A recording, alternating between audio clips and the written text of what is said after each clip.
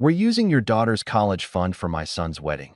Weddings are more important than education, sister said, while dad transferred $52,000 from the account I'd been filling since she was born.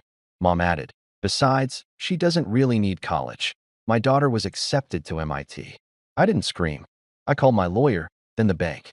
When they realized the account was actually, by the time my sister said, we're using your daughter's college fund for my son's wedding, my dad had already clicked confirm on the transfer screen. We were in the little glass office at the bank, all three of us crammed around the manager's computer like it was a family photo instead like a disaster. My sister, Megan, crossed one leg over the other and leaned back like she owned the place. My dad squinted at the monitor, his reading glasses sliding down his nose. On the screen, I saw the number. $52,000. Weddings are more important than education, Megan added, almost bored. People remember a wedding. No one remembers where you went to college. My mom, sitting in the corner with her purse in her lap, chimed in without looking at me. Besides, she doesn't really need college, Larry. She'll be fine. She's too smart anyway. Too smart. My daughter had gotten her acceptance email from MIT 3 days earlier. I still had the printout folded in my wallet behind my license. I watched my dad's finger click the mouse, saw the little spinning wheel. The transfer from MIA College Fund to Megan Wedding Savings. My throat went tight.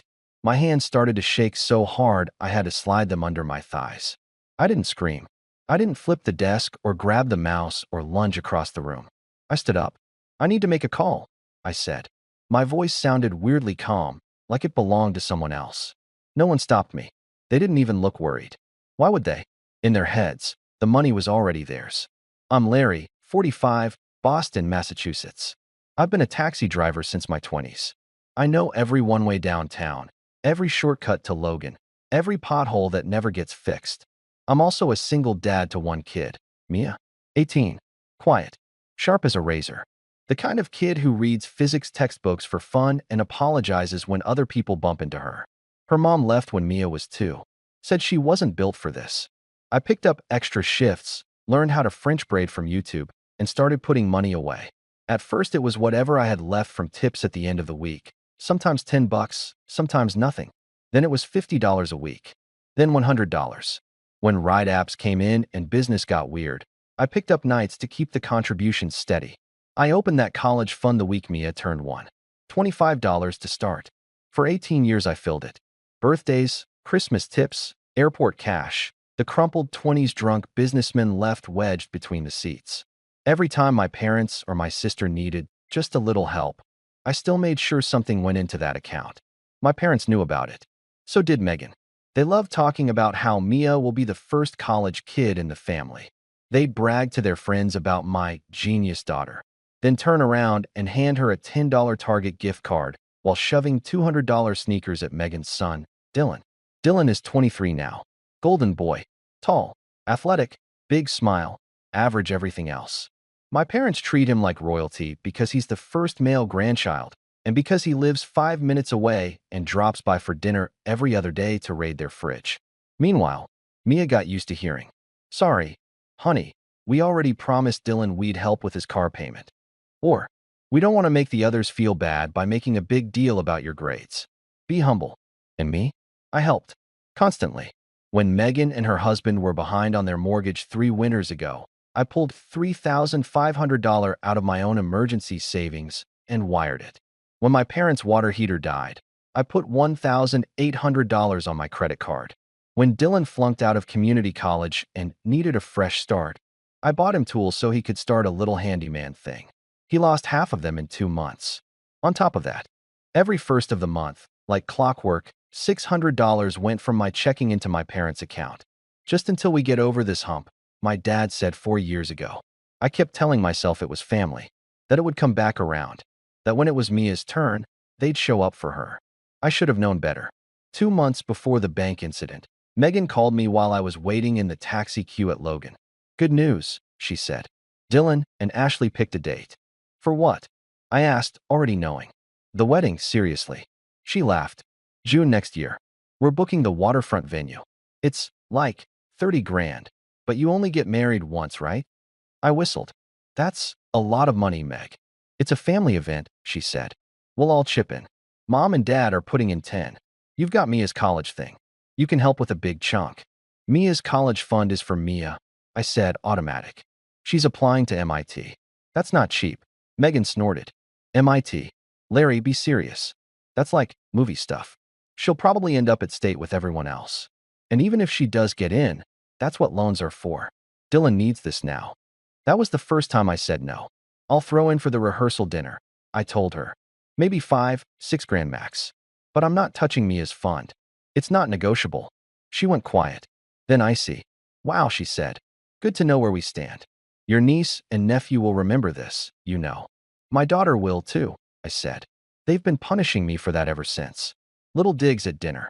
Comments about me hoarding money. Jokes about taxi drivers pretending they're rich. The monthly $600 suddenly felt less like help and more like tribute. Then Mia's MIT acceptance came in. We were in the kitchen. She opened her email on the old laptop with the cracked corner. Her hands were shaking as she read. Then she looked at me and whispered, "I got in, Dad." I hugged her so tight she squeaked. We drove straight to my parents' house. I thought, stupidly, they'd be proud.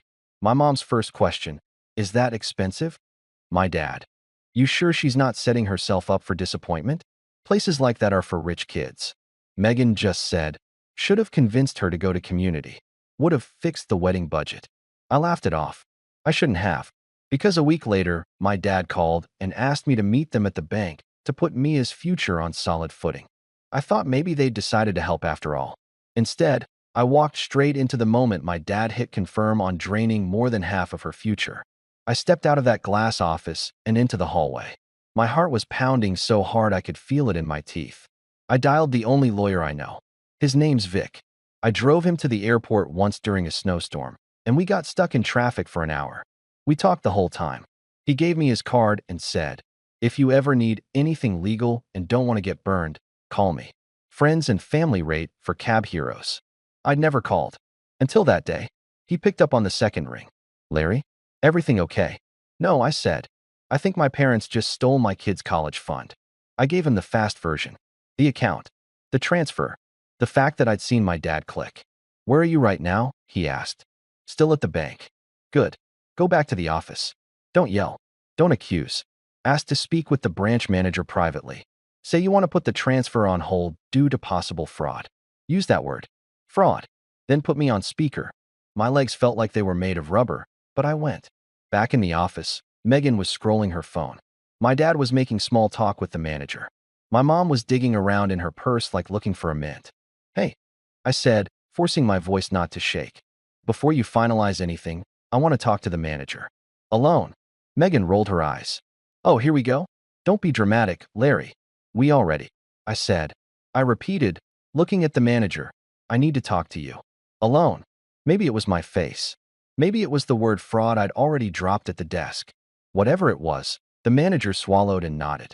My parents and Megan shuffled out, muttering. I put Vic on speaker. "Hi," he said smoothly. "This is attorney Vic Patel. Mr. Russo, that's me, believes an unauthorized transfer has been initiated from his daughter's educational account. We need that transfer frozen immediately and the account documentation pulled up."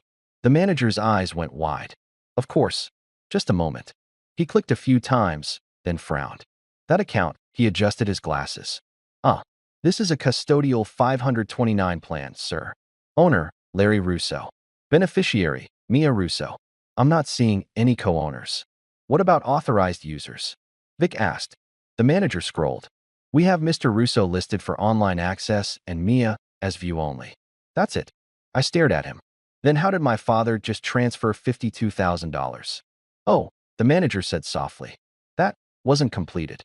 It's a queued internal request." I assumed he trailed off. "Assumed what?" Vic's voice sharpened. "That your father was acting on your behalf," the manager said. "He came in last week with a limited power of attorney form. Said it was to help manage things because you drive long hours and aren't always reachable." My stomach dropped. The POA. I remembered now. After I got rear-ended by a drunk driver last year and was in the hospital overnight, my dad shoved a stack of papers at me just in case. I signed without reading. He said it was so he could help with bills if something happened to me. I thought it was for emergencies. Turned out, it was for stealing. Vic spoke again. Calm. Precise. That document is now revoked, he said. Effective immediately. Mr. Russo does not consent to any transfers out of that 529 account except to pay tuition directly to an educational institution or qualified expenses. You will freeze any pending transfers, flag his profile, and note that anyone claiming to act under that POA is unauthorized. I'll email you a revocation in writing within the hour. The manager nodded so fast his pen almost flew out of his hand. Yes, sir. I'm canceling the transfer right now. The funds will not leave the account. I'm very sorry, Mr. Russo. I let out a breath I didn't realize I'd been holding. The money was still there. My parents just didn't know it yet. Next step, Vic said, his tone softening now that the immediate fire was out. Larry, you and I are going to clean house. Today. We sat in Vic's tiny office over a pizza place that smelled like garlic and burned cheese. I still had my taxi radio on low at my belt, the dispatcher's voice crackling occasionally. On the table between us were the POA my dad had tricked me into signing, statements from the college fund, statements from the checking account where my monthly $600 to my parents came from, papers from a family savings account my parents had asked me to co-own for vacation plans a few years ago. Vic read. I stared at my hands. Okay, he said finally. Here's the good news. Your dad got lazy. The POA is broad, but it can be revoked, and he didn't actually complete the transfer before we froze it. The 529 is safe. Legally, it's your asset, not his. He has zero claim. And the bad news? I asked. The bad news is they were absolutely planning to siphon this, he said. And they've already been dipping into other places.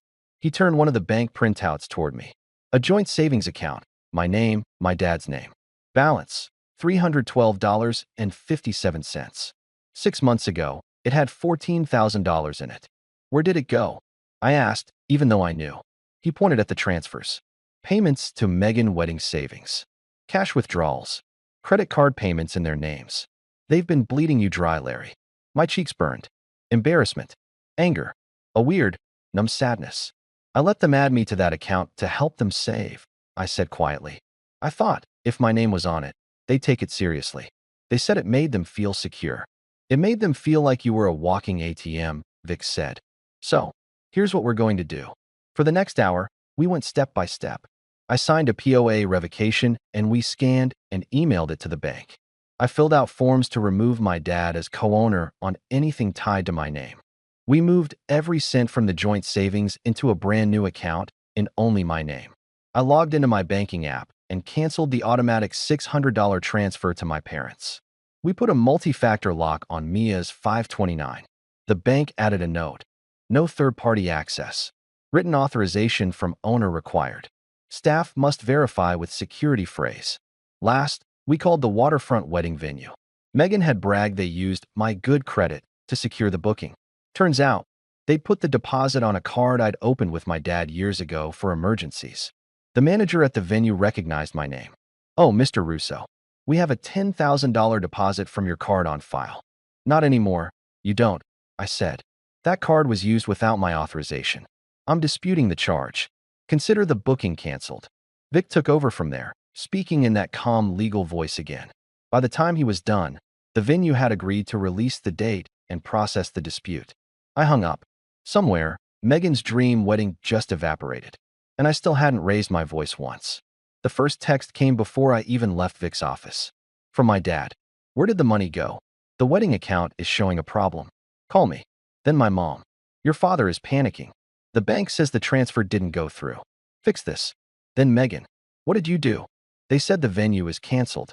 Are you serious? I didn't reply. I went back to my car, sat in the driver's seat, and just sat. The city moved around me. Buses, bikers, honking. I stared at the MIT acceptance letter screenshot on my phone. I opened my banking app. The college fund balance glowed back at me. Still there. I drove a few quick fares to clear my head. A nurse to the night shift. A drunk couple arguing about whose turn it was to walk the dog. A student carrying a box of dorm stuff. I got home around midnight. Mia was at the kitchen table with her laptop, a mug of tea next to her, highlighter streaks on the printout of the MIT financial aid packet. Hey, Dad, she said. Did you know the student union has its own bowling alley? That's so weird. I looked at her messy bun, the pen tucked behind her ear, the tiny crease between her eyebrows when she concentrates. I almost lost this for her. Kiddo, I said, sitting down. We need to talk. Her eyes widened immediately. Am I not going to be able to go? I hated that that was her first fear. You're going, I said firmly. You're absolutely going. That's kind of what this is about. I told her the whole story. The bank, the transfer, the POA, Vic, the canceled wedding. Her face went from scared to confused to angry to sad. They tried to take my college money, she said quietly. Yeah, I said. They did. She looked at the fridge where my parents had taped a photo of Dylan in old varsity jacket. Then back at me. I don't want them at my graduation, she said. Okay, I said. And I don't care if Dylan's wedding is in a parking lot. A tiny smile tugged at my mouth. Okay. She reached over and took my hand. Her palm was warm. Mine was still shaking. Thank you for choosing me, she said. I swallowed hard. Always. The next morning, the real storm hit. 23 missed calls by 10 a.m. I ignored them. I drove my morning airport run, dropped a businessman who kept calling his assistant sweetheart, and a family with 2 screaming toddlers and 3 suitcases too many. When I pulled into my usual coffee spot to grab a breakfast sandwich, my phone started vibrating nonstop. Dad. I sighed and answered. Put it on speaker. Left it on the seat next to me. What did you do? He barked immediately. No hello. They're saying I can't access the account. The wedding money disappeared. The bank flagged me. Are you trying to get me arrested? You tried to steal from your granddaughter, I said. If anyone did that, it was you. He scoffed. Don't be dramatic. We just rearranged things. You've always been so sensitive. It's not stealing if it's family. Yeah, I said. About that. My mom's voice cut in. They were on speaker at their end, too. Larry, honey, think about Dylan, she said. The wedding is in 4 months. Deposits are due. We already promised people. We only took what made sense. Mia is smart. She can get scholarships. She can go anywhere. Dylan only gets one shot at this. She got into MIT. I said, that's her one shot. MIT, my dad repeated, like it was a dirty word. You think those people are going to accept her? She's a cabbie's kid from Boston. Stop living in a fantasy. Weddings are real. This is real life. There it was. They didn't just want the money. They didn't believe she belonged there at all. Listen, I said, and for the first time, my voice was perfectly steady. I'm going to say this once. You are off my accounts. All of you. The monthly transfers have stopped. The joint savings is closed. The wedding deposit is gone. Mia's fund is locked down. You don't get a cent more from me. Silence. Then an explosion. You ungrateful little. We raised you. We depended on that money. You're ruining your nephew's life over a number on a screen. I let them talk until they ran out of breath. Then I said the line I'd been building to all day. I'm not your backup bank, I said. And I'm not going to fund a family that doesn't consider my daughter part of it. My mom tried for the guilt grenade. So you're choosing her over us? I actually laughed. Yes, that's what being a parent is. I hung up. They called back. I blocked their numbers. They weren't done, obviously. When people like my parents lose control, they don't self-reflect. They campaign. By that evening, my Aunt Rosa texted. Your mom says you're canceling the wedding over a misunderstanding. What's going on? Then my Uncle Frank. Heard some wild story about you locking your folks out of their own money. Call me. I didn't answer right away. I didn't want to get sucked into their version. Then Dylan's fiancée, Ashley, messaged me on Facebook. I'm not taking sides, but I think you should know they told everyone you gambled away Mia's college fund and are blaming them. Also, they said Mia probably won't make it at MIT anyway. Something in me snapped at that. Not hot rage. Just cold clarity. I wrote back. The money is there. They tried to move it to your wedding account behind my back. I stopped it. I won't apologize for that. You're welcome to ask the bank what name was on the account. 3 dots. Then, oh, an hour later, my cousin Mark called. Okay, he said, skipping hello. I talked to Ashley. I talked to the bank. I'm a co-signer on the wedding account, remember? Your parents are lying through their teeth. I just wanted to hear your side anyway, but man, took them long enough to get caught, I said. I'm not going to your parents' house this Sunday, Mark said. If you and Mia want to come over instead, we're grilling.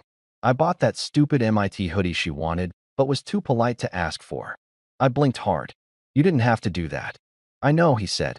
I wanted to. The meltdown at my parents' house happened without me there. I heard about it later from too many people to count. Apparently, When the waterfront venue officially released the date and refunded nothing, Megan lost her mind. She screamed at my parents in their kitchen about depending on a taxi driver, about how she told them to drain the entire account before he noticed. My dad shouted back. My mom cried. Dylan, to his credit, said something like, "I didn't ask you to steal from Mia," and walked out. The guest list shrank overnight. A few cousins quietly slid into my messages saying they were suddenly busy that weekend. My parents blamed me for all of it, obviously. They tried one last time to fix it the old way, by showing up. It was a Tuesday evening. Mia and I were at the small round table in our kitchen, brochures spread out everywhere. Housing options, meal plans, used textbook sites. We were circling dorm choices with a red pen. The apartment smelled like the onions from the cheap stir-fry I'd just made. Someone knocked. Hard. Mia flinched. I knew that knock. I opened the door, but didn't step back to let them in. My parents stood in the hallway like they were posing for a picture. My dad in his old Bruins jacket, my mom with her lips pressed, so tight, they almost disappeared. "We're here to talk some sense into you," my dad said, trying to push past me. I didn't move. "There's nothing to talk about," I said. My mom glanced past me and spotted Mia at the table. "You're confusing her," she said, dragging her into adult issues. "She doesn't understand money." Mia stood up. She was shaking, but she came to the doorway anyway. "I understand you tried to take my college fund," she said quietly. "I understand you don't think I belong at MIT. My mom's mouth dropped open. "That's not.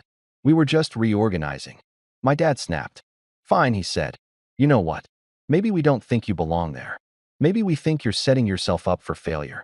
When you drop out, don't come crying to us." Mia didn't cry. She just nodded once. "Don't worry. I won't." Something in his face flickered then. Maybe he realized what he'd just said out loud. "Dad," I said, keeping my voice flat. "This is the last time I'm going to say this. You are not entitled to my money. You are not entitled to my kid's future. You don't get special treatment while insulting my daughter in my doorway." My mom tried the old line. "Family doesn't turn their back on each other, Larry. You turned your back on her the second you decided her education was optional," I said. "We're done." I stepped back just enough to close the door. They didn't try to wedge a foot in. They didn't beg. They just stood there until the latch clicked. On the other side, I heard my mom whisper, "He'll come around. He always does." For the first time in my life, she was wrong. Mia moved into her dorm in late August. We stuffed my cab with her whole life. Bedding, a lamp, 2 suitcases, a box of books, a bin of instant noodles. It was one of those Boston days where the air felt like soup. MIT was buzzing with carts, sweaty parents, way too cheerful RAs. We dragged her stuff up to the 4th floor. Her roommate's family was already gone, but they'd left a sticky note on the desk.